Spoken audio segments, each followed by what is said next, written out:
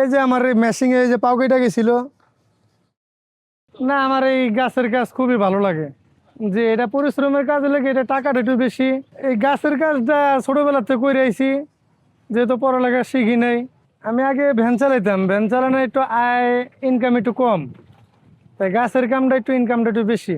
এগুলো আমরা এই যে বাগান থেকে গাছ কেটে আনি, গাছ কেটে না আবার সৌমেলে এটা মোটা গাছ হইলে আমরা মেশিন দিয়ে কাইটা পিস করে দিই। ওগুলা মেশিনে দেখা যায় আপনি 10-12 জন ধরে আলগা উসকে পারে না, আমরা মেশিন দিয়ে কাইটা একটু ছোট করে দিই।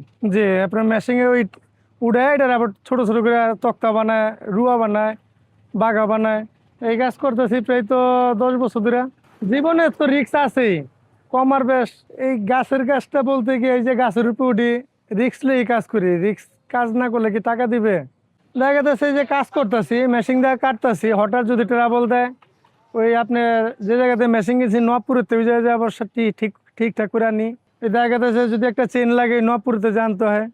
আর একটা গাছ কাটতে আপনার যদি করাতে যদি ধার থাকে, মেশিন যদি ভালো থাকে, একটা ডুম দিতে প্রায় আপনার আধা ঘন্টা 40 মিনিট সময় লাগে।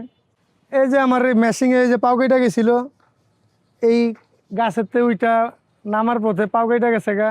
এই গাছ কাটতে যে উপরের থেকে আপনার 30 ফুট উপরে মেশিন লেগে আছে পায়। এই মিটপুটে গেছি, শিলি দিছি, শিলি থাকে নাই।